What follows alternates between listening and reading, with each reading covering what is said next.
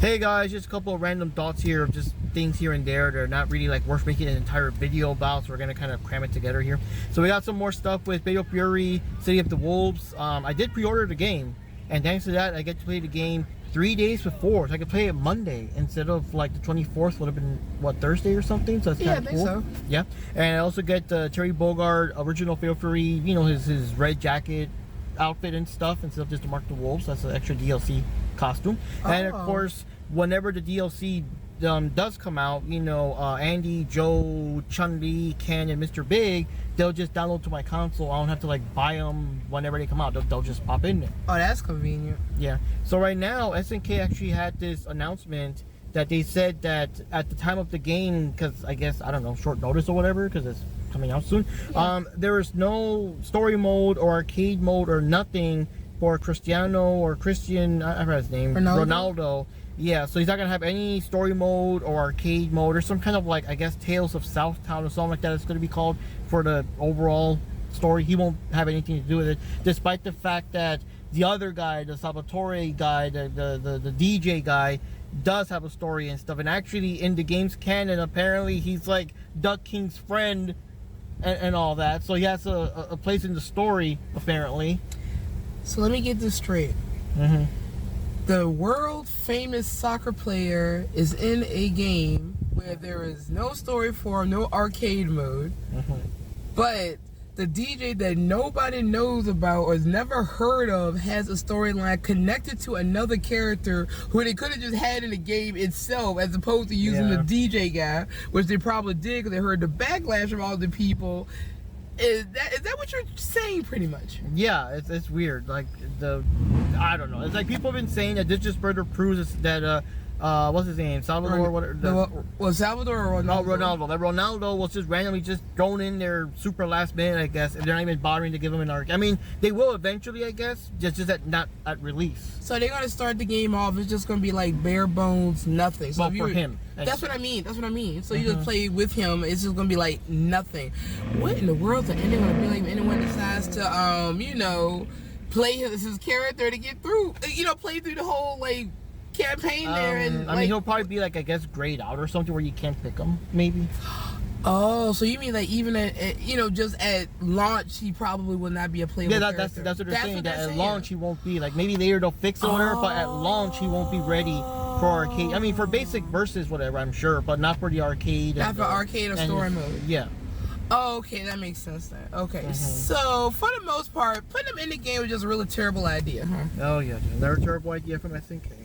But anyways, the other news I want to tell you is that we did see the trailer for M3GAN 2 or M3GAN 2.0, and it's kind of a weird story. So in this one, if you remember in the first movie, there was a scene where this one guy was like, I guess, selling the secrets of the project and everything from the company. So now these other guys made another like super intelligent robot named Amelia that's gone rogue. She's going around killing people, and I guess she's going to kill anyone related to who first assigned M3GAN and stuff like that. So that means that Katie's in danger too, and Gemma. So they have no choice but to rebuild M3GAN, and it's going to be like M3GAN versus Amelia. And the weird thing is that the movie looks more like an action-packed, like a fighting movie, like an action movie, and not like a horror movie. I think the only horror is going to be just the people are going to probably feel uneasy around M3GAN. There was a couple of scenes where the science geeks that are Gemma's friends. I forgot too, but the one too that should have been killed, another one, but I'm just saying. Yeah. So they feel uneasy around her, so you got to have that trusting going on. But I'm pretty sure, I guess most of the kills and stuff are going to be from the bad one, from Amelia. I don't know about M3GAN and stuff. You even got M3GAN fucking skydiving and shit and everything. It's like, I don't know, man. I mean, I'm interested in everything, but it's just a weird genre shift. You know what I mean? Yeah, like a horror movie, and now like an action, almost like a superhero action movie. You know, like. Yeah, it is kind of weird though, but well, I mean, they had to do something with it. I mean, what else can you really do with M3GAN with the way the other movie ended? You know? Yeah. There really wasn't much you could do except just throw that in there and try to tear it to like more of a gray character, a gray area character. Now, if they manage to come up with a story for another M3GAN movie, wow. Okay. Yeah, and then the other We'll thing see. I wanted to say was people love Megan a lot though, so they do like the idea of her being like, I guess, a heroic role, so that she doesn't get destroyed at the end and all that again or whatever. But Hey. What's his name in Terminator 2 had a heroic role, but he still had to go. well, we gotta see. But the other thing, yeah, I'm curious about that though. The trailer does the usual, it spoils the whole movie for you, the plot and all that stuff. And this But is the why I don't thing- watch trailers. Yeah, but I'm curious about what's gonna happen at the end after Megan defeats Amelia. What's gonna happen? Is she gonna go after Gemma? Is she gonna be trustworthy? Is she gonna just live with them now like a good guy, or like what's gonna happen there? I know what's gonna happen. The government's gonna get involved. They're gonna use her to attack some Other people, some other AIs, or evil government from some other government. I don't know. yeah, that's the part I'm kind of worried about. I hope they don't ruin the ending with how it's gonna end. That's another thing. I don't want her to get hired and go out and fight other robots or that. That's just such a weird departure. So we just got a whole mecha anime. I mean, a mecha movie. We got a mech movie. Oh gosh. I mean, I'm excited, but I'm very, I don't know. I'm curious, I'm kinda but lukewarm let's to see. it. Let's Only see. because of the premise. I'm a little lukewarm to it. I'll give more of an opinion after I see. After we see it. Yeah, we might still get maybe another trailer after that. Yeah. And then the last thing I want to bring up real quick is that in August they're gonna actually re-release for a limited time, of course, and select theaters and all that.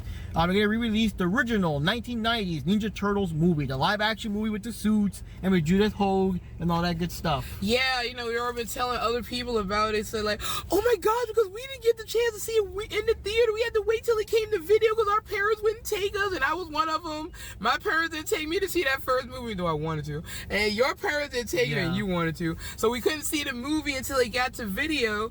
And I know you younger people probably don't understand this, but back in the day, it took between 6 months to a year before the movies got home releases when we were growing up. So imagine the people before us that didn't get movies at all, you know? I had a friend that saw it, so I had to rely on basically his, retelling of what he saw, and those Archie Comics adaptation of it, and there was like the novelization. So between those are like my best way of knowing what happened more or less before we actually had the VHS release. But yeah, because back then, I mean, nowadays people take for granted. You just go to movies whenever the fuck you want or whatever and stuff. But back then, that's why those old commercials used to say, like, if you could only go to one movie this summer, make sure it's, XYZ movie. And it's because back then you could only afford to go to a movie like once a year or twice a year. It was like a big family event. Or even, not even just with that, just the fact that once you see it and once it's out of the theater, it's out of the theater, and you don't know if you're going to get a chance to see it too. Unless it was like a movie that really, I mean, because also something that's different now too. Some movies stayed in the theater a whole lot longer compared to how it is now. I'm just thinking about stuff like Batman '89. That stayed in the theaters for almost like the entire year, I think, after it got released. And like I said, our mothers, me and my cousin, our mothers would not let us see that movie because they said, it's not appropriate for children, because they went to see it first to see it was appropriate for us. And the Joker scene with the hand buzzer was what they said. Nope, y'all not going to see this movie unless you watch it with us. So we had to wait till it came to home video. My aunt bought it, and me and my cousin could finally watch it with our mothers. And we just liked the movie. It was like, cool, Batman, Yeah. Well, back then, I forgot what other movies were competing for Terminator 2, but back then that was the thing. You couldn't afford to, at least most people, I don't know, but people with more, I guess, higher finances, but the regular Joe could not afford to see both Terminator 2 and then whatever other movie was out at the time, the same summer, the same year. So that's why they always do the whole thing, go, we watch a movie this summer, make sure it's But it was also a marketing ploy too, because they're trying to outdo the competition, so there's also that. So that's the thing. I think the first Turtle movie just hit in a bad time where we just couldn't like go out or whatever, so that's why we had to wait. That's why we missed it. Despite how awesome it was. My parents just won't take us. Yeah. I don't know, man. It just didn't take us. Yeah. I remember how the Jungle Book got re-released that year too, I think, and we couldn't go because we went to the zoo for my school trip, and they told us, Wendy, do not spend that money. Because they had $1, because the movie was like $1 or something, because, for kids or whatever it was. I said, I'm not going to spend my $1. I got an ice cream sandwich. Nope. At the zoo. I couldn't resist, man. I'm a child. Yes.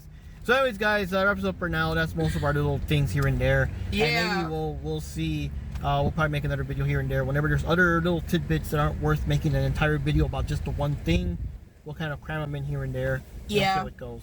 Yeah, see you guys. Yep. Oh my gosh, I cannot wait till August.